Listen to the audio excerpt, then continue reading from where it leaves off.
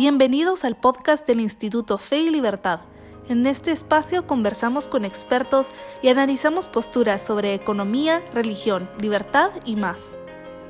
Bien, bienvenidos. Estamos aquí en el Instituto Fe y Libertad.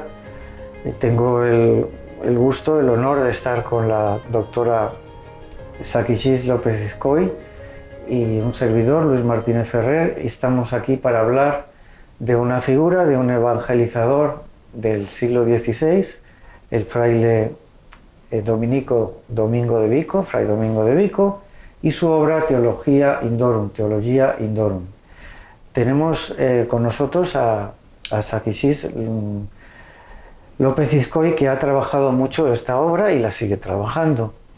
Yo quería preguntarle en primer lugar cuándo empezó a trabajar esta obra y cuál es la persona que le introdujo en esta importante obra, que, si les parece, yo voy a hablar antes de quién es Domingo de Vico brevemente, y después Sakishis les va a contar cuál es su obra.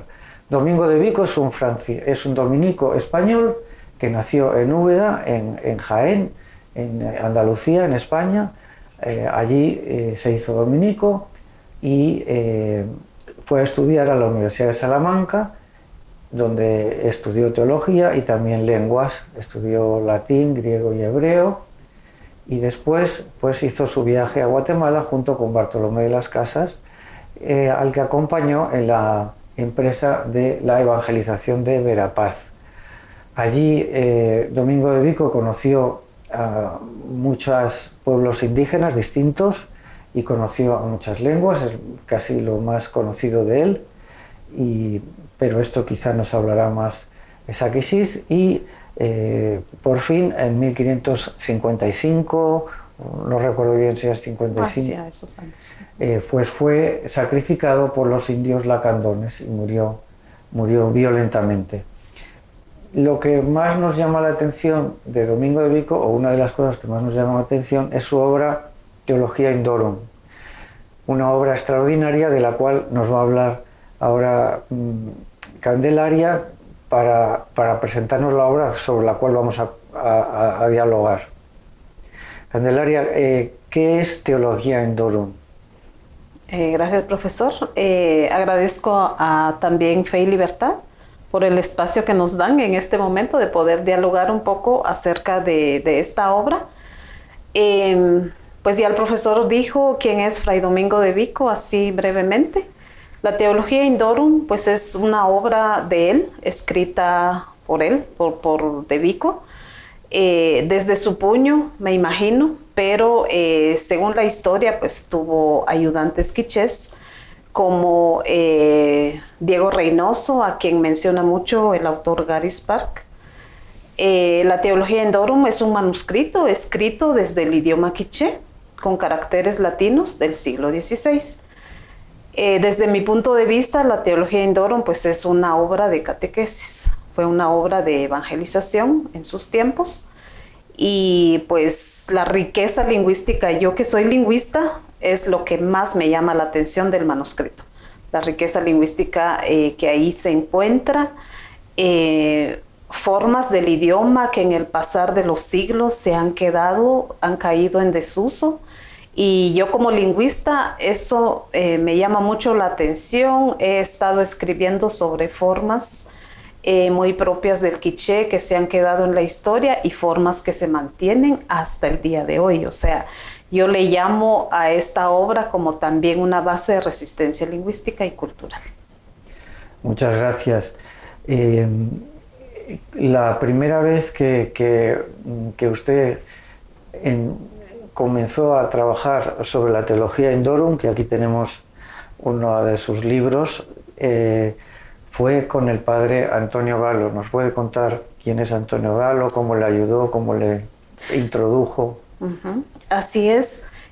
Yo conocí el manuscrito hacia los años 2004, más o menos, no tengo el dato exacto.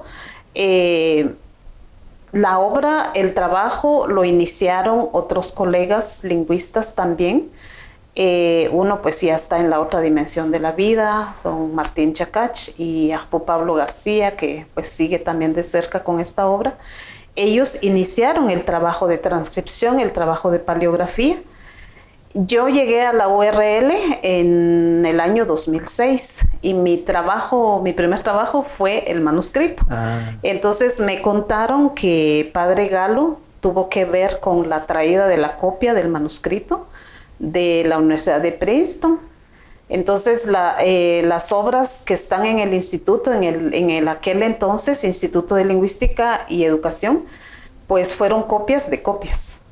Y Padre Galo tuvo mucho el interés de conocer de qué se trataba esa obra, porque está escrita en un idioma maya, quiché, y quería él saber en su momento de qué trataba la obra. Entonces se formó un equipo en ese entonces, pero luego ya no se le dio seguimiento hasta que llegó una quiché en este caso. Yo inicié el trabajo, la verdad es que yo no llevaba experiencia de transcripción ni de paleografía. Entré en cero, pero me llamó mucho la atención. Por ser hablante nativa, fui familiarizándome con el escrito, los caracteres, que fue mi primera tarea, identificar las grafías usado por Domingo de Vico. Y pues ya le fui entrando, me llevó años y trabajar sola no es fácil.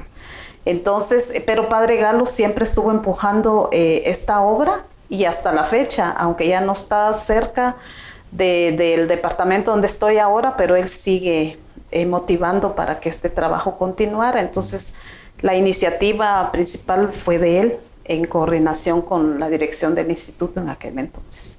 Y después, Xaquixis, usted conoció, o más bien fue a buscarle, el investigador de Estados Unidos, Gary Sparks. ¿Por qué no nos habla de él, que también él es un colaborador muy directo de Fe y Libertad? ¿Cómo conoció a Gary Sparks?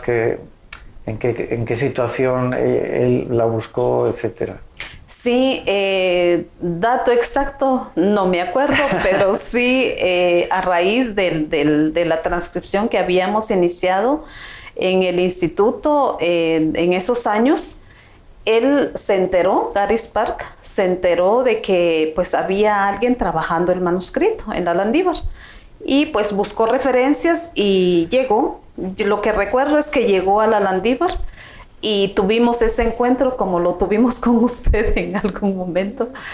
Platicamos, dialogamos y pues me contó que él estaba trabajando también sobre la obra. Y quedamos ya en contacto y de la posibilidad que se hiciera un convenio más adelante.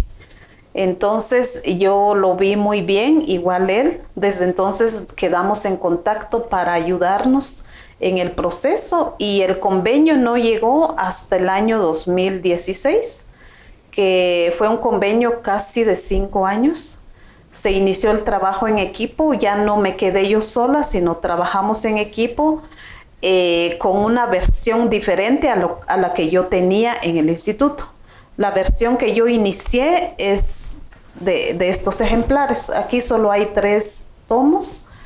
De lo que recuerdo es que en su total son 36 capítulos aquí, de los 100 que aún no, que están se quedaron en suspenso. O sea, sí, un pequeño paréntesis. O sea, la teología Indorum tiene, ¿cuántos capítulos tiene? Casi 100. Casi 100. Ahora usted ha publicado, aunque lo va a decir, ha publicado 22 capítulos, ¿no? De esta versión, porque hay 3 versiones de las que yo conozco hasta ahorita. Ya. Hay una primera versión con la que, pues, la versión con la que contamos nosotros en el instituto, que son estos, pero solo son 36 capítulos de 100 que tiene el manuscrito. Hay otra publicación que creo que no está aquí, es el librito morado. Ese tiene 22 capítulos, esa es otra versión. Y la versión que estamos trabajando con Gary es una versión más temprana que la del moradito.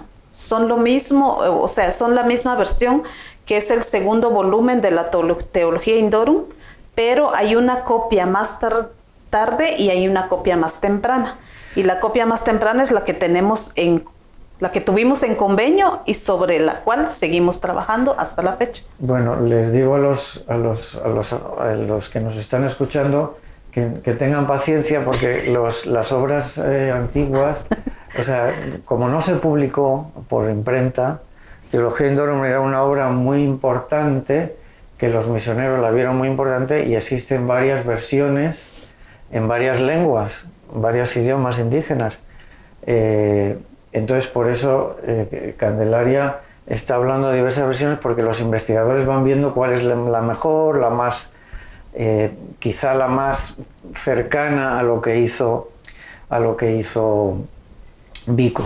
Pero yo quería preguntarle, este paso de trabajar sola a trabajar con un equipo, ¿en qué se benefició usted en su trabajo y en qué se beneficiaron ellos al tener una nativa quiché en el equipo? Sí.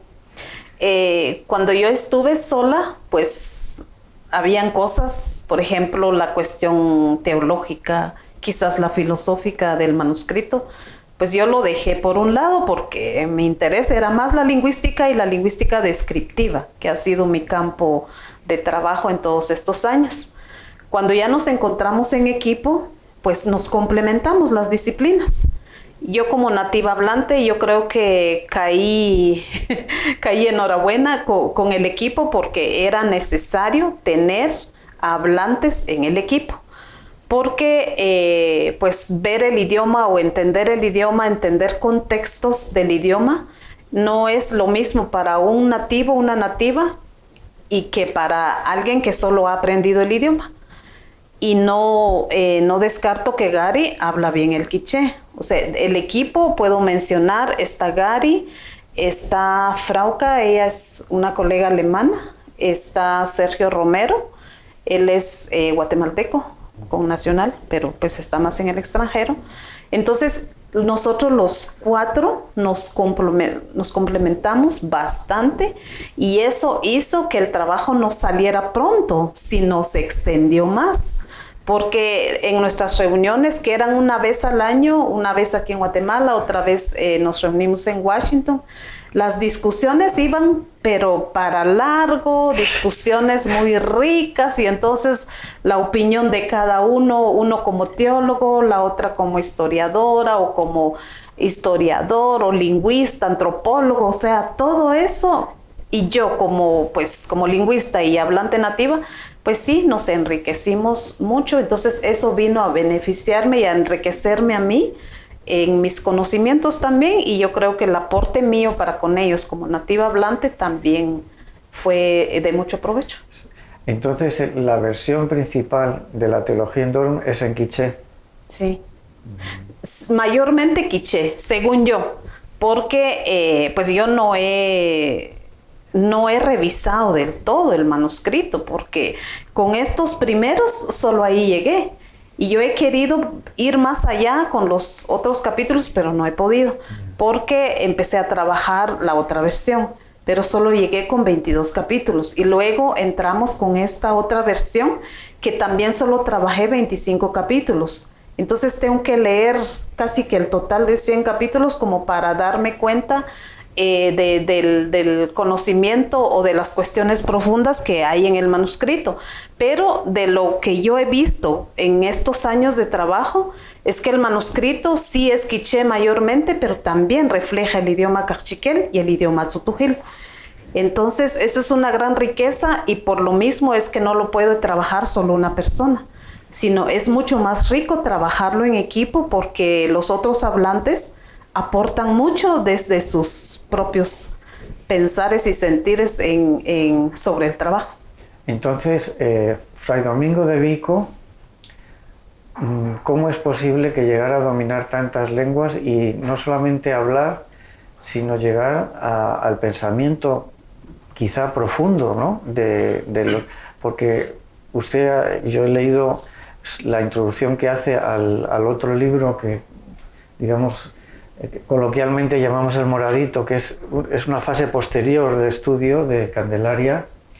Ahí dice que Vico no simplemente dice las cosas con la otra lengua, sino que utiliza el pensamiento de los indígenas quichés, de los otros grupos indígenas, ¿Cómo se explica usted que una persona, porque realmente, si las cuentas no nos salen mal, no llegan a 15 años o 10 años de trabajo aquí? No. ¿Cómo es posible que esta persona pudiera dominar no solamente la lengua, sino la mentalidad de los indígenas? ¿Cómo es posible? Realmente el fraile es admirable porque según, o sea, leer este manuscrito y saber que lo escribió un fraile, cómo aprendió tantos idiomas, pero es lo que cuenta la historia, que aprendió hasta 7 idiomas. Entre estos, pues el quiché, el cachiquel y el tujil, que se parecen mucho. El cachí son del mismo grupo quiché, pero pues tienen sus variaciones. Pero luego aprendió más idiomas, según la historia. Yo pienso que él tenía vino con una misión, y pienso que traía ese gozo de encontrarse, no sé, de encontrarse con otro mundo, pero al encontrarse acá en estas tierras, pues con lo primero que se encontró fue la barrera del idioma. Y pues él, como español, venía hablando su idioma, ¿verdad? Nativo. Y entonces, para poder entender a estos pueblos, pienso que optó por tal vez convivir con ellos, compartir con ellos y aprender su idioma, para luego empezar su trabajo de evangelización. Eso es lo que yo, como Sakish Candelaria, así lo veo, así lo pienso. Tal vez otros autores lo vean de otra manera, pero yo así me lo imagino al fraile. Se entusiasmó, y como una colega me comentaba en algún momento, pues él seguramente que iluminado por el Espíritu Santo, que tuvo esa habilidad de aprender varios idiomas, y lo refleja, lo escribe como si fuera un nativo hablante. O sea, antes hablábamos de que tiene que tener unos colaboradores indígenas, si no es imposible, ¿no? Sí. De poder explicarse esa obra, ¿no? Sí, eso es otra posibilidad, o que realmente fue así. Yo pienso que tuvo apoyo de hablantes quichés, lo que le decía que Gary menciona mucho a Diego Reynoso, que pues según él fue como el ayudante principal de Domingo de Vico. Que era un quiché. Era un quiché. Y yo pienso que sí, porque pues de alguna manera tuvo que ayudarse de hablantes quichés para poder entender la cultura, entender aspectos del idioma. Pienso que sí, así fue. Sí. Y la última pregunta que yo quería hacerle, que es la más difícil, es usted en la introducción a la segunda fase de su investigación habla muy claramente de que tiene dos mundos. Él tiene dos mundos cuando explica, y que usted dice que les explica a los indígenas la religión en sus propias estructuras mentales, con su propia manera de decir. Si nos puede dar algún ejemplo lingüístico de cómo hace eso, de cómo habla o de Dios o de algo religioso, y que las palabras que escoge son formas de intentar llegar a su corazón, a su cabeza y a su corazón. Sí, también pues esta forma de eso que digo en el librito, pues es lo que yo veo, lo que yo siento de este manuscrito. Cuando lo leo, pues sí, obviamente lo que estoy leyendo es pensamiento cristiano, pero si yo quiero ir un poco más allá, también me encuentro con pensamiento maya. ¿Por qué? Porque hay expresiones muy propias del quiché. O sea, el manuscrito refleja mucho el pensamiento quiché, pero expresando otro pensamiento. Ese es mi propio punto de vista. Sí. Entonces, en algunas partes, por ejemplo, pues él usa mucho, cuando habla de Dios, lo complementa con la palabra Nimahau, que traducido al quiché, pues diría gran señor, Dios, gran señor. Pero luego en otras partes del manuscrito usa las formas Tzakol Bitol, Alom Kajolom, que son las formas actualmente que se usan para referirnos a la divinidad. Y no necesariamente pues la palabra Dios. Yo discuto eso, que no, Dios como tal, la palabra Dios, no tiene su traducción. Y actualmente en los discursos o en las ceremonias de las comunidades se maneja mucho Dios porque pues como se dio ese encuentro y entonces también se conoció del Dios cristiano, entonces ya usan también Dios cuando se están orando, cuando la gente está orando, invoca mucho la palabra Dios, pero en complemento con Ahau o Kahau Shel Dios, en las ceremonias muy propias, las celebraciones muy propias, se usa más Tzakol Bitol, Alom Kajolom. Entonces esas formas las usó Vico. Pero entonces eso es análisis muy, muy propio mío. Yo digo, bueno, él pues usó estas formas como para que la gente también entendiera que él se está refiriendo también a este Dios que él conoce y que ellos supieran que podría ser el mismo Dios.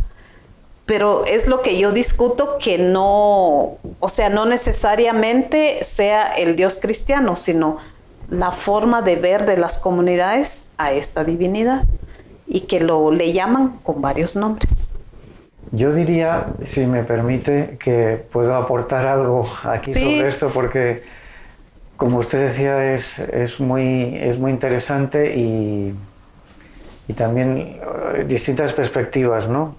Entonces, los que no sabemos quiché, nos tenemos que Tiene que aprender. Claro, tenemos que aprenderlo y mientras tanto, pues estudiar sus traducciones, no tenemos otra opción, ¿no? Entonces, yo personalmente podría decir lo siguiente. El tema de si poner Dios o no poner Dios es una cuestión que está presente en otros sitios también, ¿no? En México está presente entre franciscanos. Me parece que Gary Sparks, si yo no estoy equivocado, tiende a decir que los franciscanos no usan la palabra Dios y que los dominicos sí que la usan, pero la usan con alguna otra forma para clarificar, ¿no?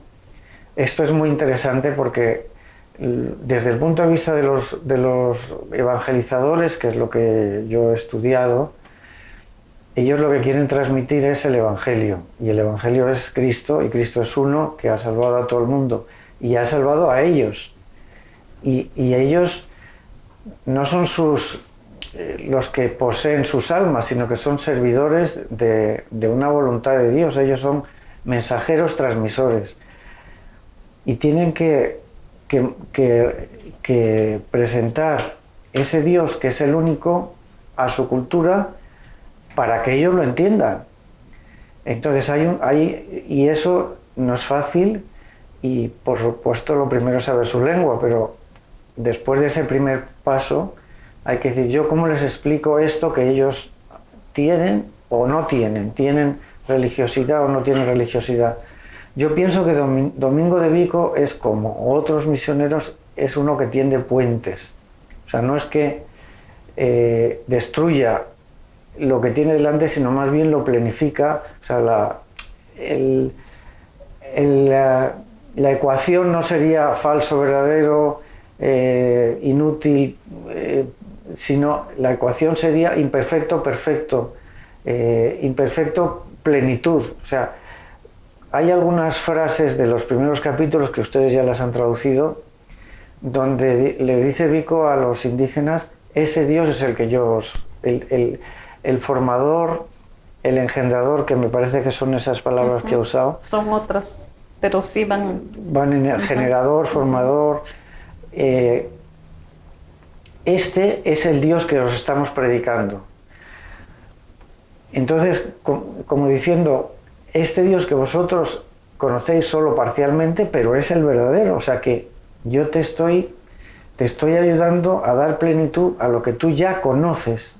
O sea, no eres simplemente uno que que adora ídolos y que no tiene nada positivo en tu religión, sino que tienes muchas cosas positivas. Hay algunas frases muy fuertes de Vico en esta parte, ¿no? Ya el tema de poner o no la palabra Dios, yo pienso que depende un poco de la estrategia del misionero, de lo que piense que se va a entender o no. Por ejemplo, los franciscanos en México hablan de Dios Teotl, o sea, no Dios solo ni Teotl solo, porque Teotl son, cualquiera de sus dioses es un Teotl, pero si pones Dios Teotl ya es solo uno, pero eligen eso. Otras veces hay un franciscano que dice, ese Dios, aquel por quien se vive, que se llama Ipalnemowani en náhuatl, ese es Dios, el Dios nuestro Señor, o sea, es el mismo. O sea, es lo mismo que nosotros ya cristianos, no todos podemos conocer igual a Dios. Los santos lo conocen más, nosotros lo conocemos menos, pero es el mismo. Los niños conocen a Dios, los mayores conocen a Dios, cada uno a su nivel. Nadie conoce a Dios en plenitud, nadie, incluso entre los bautizados. Pues no digamos en los no bautizados, pero Vico pertenece a una corriente, es mi interpretación, y usted le conoce más, y Gary le conoce infinitamente más, pero mi interpretación es que Domingo de Vico es un inclusivo. Domingo de Vico piensa que tienen aspectos perfectamente conciliables, que no son plenos, y la lengua es la única forma de aclararnos de si esto es verdad o no. O sea, yo no sé si esto que yo digo, por el lenguaje se puede decir no es verdadero, o sí es verdadero, se podría ver, habría que ver. ¿Usted qué opina? Bueno, pues es un poco complicado, pero pues tampoco se trata de polemizar tanto esto, sino yo sé, o sea, yo como maya quiché, yo nací en un hogar católico y yo soy católica y practico la religión católica. Pero mis antepasados, mis abuelos y todo tenían sus prácticas propias en las comunidades. Y cuando digo yo, no es que ellos no sepan de Dios, sino siempre han tenido su espiritualidad los pueblos indígenas. Pero lo practican desde sus propias maneras de ver el mundo. Entonces, algo muy, muy particular de la cosmovisión maya es que todo tiene vida. Y el hecho de que yo sea católica no significa que yo deje a un lado mi práctica espiritual maya. Yo la comparto y la respeto. Tal vez no la practico como otros o otras colegas que pues es parte de su cotidianidad por muchas razones, pero yo respeto esas prácticas y de lo que estoy segura es que desde mi cosmovisión pues todo tiene vida y hay un ser divino. Hay un creador, hay un formador, hay un engendrador, o sea, que si se puede decir, pues ese mismo Dios es el que nos ha creado. Pero en el pensamiento quiché, pues esa forma de ver, hay una divinidad, hay un dueño nuestro, por eso hay expresiones muy particulares. Lo que yo decía anteriormente, Tz'akolbitol, nuestro creador, nuestro formador, el Alom Ajolom, el engendrador de hijos, de hijas, los nombres que usted mencionaba, y pues esa es la divinidad.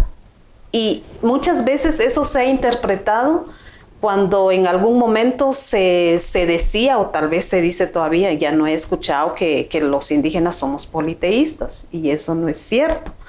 Porque el hecho de que tengamos varios nombres para ver la divinidad no significa que estamos adorando a varios dioses, sino hay un solo ser supremo. Y entonces todo tiene vida, y es que de Vico yo sé que él respeta, y por eso es que en lo que plasma desde el idioma quiché, él deja no sé cómo decirlo, pero deja esa oportunidad de que ustedes decidan. Si quieren lo toman, si quieren no lo toman. Hay una partícula muy especial que usa, por ejemplo, una expresión, Chipantapá, Huequihuaj. O sea, hay una partícula que nos deja en eso. Si ustedes quieren, lo toman, si no, no. Entonces, eso es algo que a mí me gusta del manuscrito. Es la interpretación mía. Como le digo, tal vez otros investigadores u otros lingüistas lo interpreten de otra manera. Pero yo como quiché, es lo que he visto y deja eso. Pero en otras partes del manuscrito también se habla de la idolatría. Y entonces eso es algo que, o sea, él recalca que se dejen esas prácticas, que ya no se adoren a los palos, a las piedras, así, las formas comunes de nombrar la naturaleza. Entonces, eso es como la tergiversación, o no sé cómo se le puede llamar, cómo se le ha visto a las prácticas espirituales propias de los pueblos. El hecho de que vayamos a un cerro a ofrecer y pues hacer todo el arreglo, el rito ceremonial, flores, incienso, todo, eso no significa que se está idolatrando, sino se está invocando a ese Dios, a ese ser supremo que ellos lo llaman con sus propios términos, desde sus idiomas. Pero en el manuscrito, Vico hace ver pues que se deje esa adoración, porque hay un Dios a quien adorar. Sí. Y es este Dios que yo les estoy presentando. Sí. Eso es lo que dice Vico en una parte. Entonces, pero como digo yo, él es muy abierto, este fraile. Dice eso, pero luego dice, si quieren, ojalá lo hagan. Pero si no, pues no lo hagan, ¿verdad? Algo así lo entiendo yo en el manuscrito. Y por eso es que me gusta escudriñar mucho esta obra, porque desde mi ser maya quiché hay mucho que estudiar del manuscrito, desde la lingüística, la historia, la antropología, la teología, la filosofía, se presta para mucho. Entonces, en pocas palabras, eso... Sí, pocas palabras, pero muy interesante. A mí me viene a la cabeza varias cosas, pero una es esto de si ustedes quieren, si les parece bien. No sé si se podría conectar con el proyecto de las casas de evangelización pacífica, como diciendo, porque las casas tienen un pensamiento en una obra que se llama De única vocación es modo. El único modo de llamar a la misión es presentándolo a la inteligencia, presentándolo a la voluntad, haciéndolo amable, pero no forzando, ¿no? Y era un poco una de sus modos de decir, así hay que presentar el Evangelio, o sea, como una propuesta a la inteligencia, al corazón. A lo mejor tiene algo que ver, puesto que las casas estaba por ahí, ¿no? Sí. Eso habría que verlo, sí. Pero sería muy interesante, ¿no? Porque eso solo ustedes lo pueden saber, esas partículas así como de invitación, sí. no de constricción. No de imposición. No de imposición. Sí. Y luego pero claro, esto lo hablo desde la teología, ¿no? O sea, la teología la teología católica tiene una visión de las religiones que pueden tener aspectos de preparación. Pero una vez que llega Cristo, eso tiene que entrar dentro de la práctica católica. O sea, una vez que ya eres cristiano, ya no puedes hacer adoraciones en los cerros.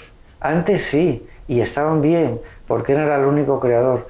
Pero una vez que eres cristiano, eso ya no es compatible con el cristianismo, porque la única liturgia es la liturgia católica.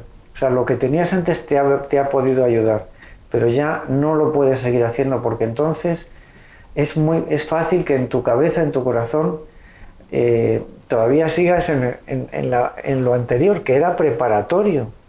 Es como un judío que no se hace católico, pues toda la historia de Israel es de preparación y es buena, pero una vez que llega Cristo, ya no hay que hacer esos ritos, y eso fue un problema en la historia de la Iglesia, porque los judíos decían, no, yo lo sigo haciendo y sigo yendo a los ritos católicos y sigo yendo al templo, aparte que era un montón de tiempo, ¿no? Porque seguían yendo al templo. Eso fue todo un problema. Entonces, yo entiendo a Vico que dice, todo lo que tenéis está bien, pero ahora, si te haces cristiano y además te haces cristiano porque quieres, porque yo te digo si quieres, yo no te voy a obligar.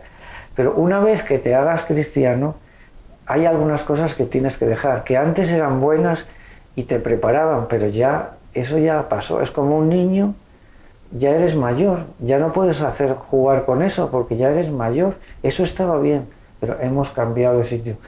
Bueno, como esto, muchas y muchas cosas que solo gracias a ustedes, a los lingüistas, con tanta paciencia, que ojalá nos dan ejemplo de científicos, porque pelean cada palabra, pelean cada significado, cada sentido para ser fieles al texto. Ojalá que los que no somos lingüistas, que somos más bien historiadores, teólogos, fuéramos tan finos como ustedes, ¿no? Porque nos ofrecen una realidad muy rica y que al final es casi imposible de agotar.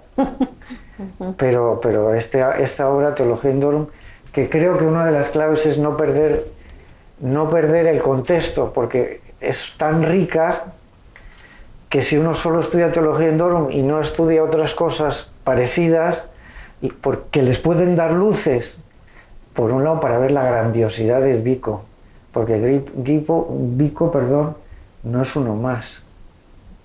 Todos nos estamos dando cuenta que Vico es de otra liga, es de una liga más alta, ¿no? Por su capacidad intelectual, pero también es por su teología, que es difícil. El profesor Gary la ha estudiado, otros la queremos empezar a estudiar, pero es una maravilla este dominico, ¿no? Cómo conocía a los indígenas, y de hecho parece que fue querido por ellos, ¿no? Yo pienso que de alguna manera, o sea, el hecho que compartió con la gente, pues tuvo acercamiento, como estamos nosotros ahorita dialogando, sí. compartiendo y aprendiendo uno de otro, ¿verdad? Sí. Entonces, pues esto es bastante profundo, seguir hablando, platicando. Lo cierto es que actualmente, digamos, cristianos, católicos y no católicos compartimos y nos entendemos. Y algo muy valioso es que la Iglesia ya valora una vez más estas prácticas, porque hubo un tiempo en que todo era clandestino. Las prácticas de los pueblos eran escondidas y hasta se privatizaron los lugares donde se iban a celebrar las ceremonias. Hoy día ya no. Y hay mucha apertura y pues, o sea, siempre ha resistido. Los cristianos católicos, el hecho de que somos católicos no significa que yo no pueda celebrar un ritual propio, una celebración propia de mi comunidad, desde la forma como se hace, en un cerro, en un altar. Por eso es que pues nuestras concepciones y formas de vida han persistido en la historia y seguirán. Muy bien, muy bien. Pero sí. Pues muchísimas gracias a Candelaria Sasir López Iscoy de la Universidad Rafael Landívar, y en nombre propio Luis Martínez Ferrer de la Universidad de la Santa Cruz les agradecemos el haber estado con nosotros. Muchas gracias.